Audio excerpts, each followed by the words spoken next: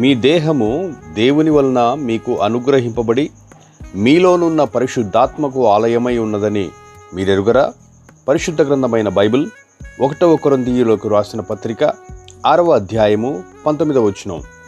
ఎవరైతే బాప్తిస్మం తీసుకొని ఉంటారో వారి దేహం దేవుని పరిశుద్ధాత్మకు ఆలయముగా మార్చబడి దేవుని ఆత్మ వారిలో నిత్యం నివసిస్తూ ఉంటుందని పరిశుద్ధ గ్రంథమైన బైబిల్ చెబుతుంది.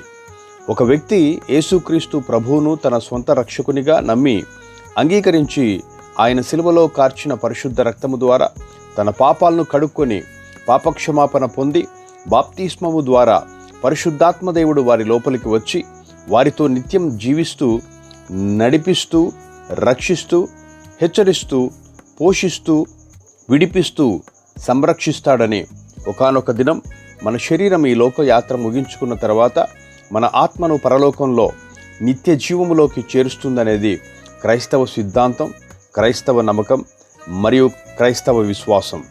బాప్తిస్మం పొందిన ఓ విశ్వాసి, దేవుని ఆలయమైన నీ దేహాన్ని పవిత్రంగా ఉంచుకుంటున్నావా? నీ మాటలు, నీ చూపులు, నీ తలంపులు, నీ పనులు, నీ నడతలు, నీ బ్రతుకు దేవునికి ఇష్టంగా ఉన్నాయా? లేక సాతానుకు ఇష్టంగా ఉన్నాయా? ఒక్కసారి నిన్ను నీవు పరీక్షించుకొని సరిచేసుకొని ప్రభువుకు ఇష్టంగా బ్రతుకు. అట్టి కృప పరిశుద్ధాత్మ దేవుడు నీకు దయచేయునుగాక. ఆమెన్.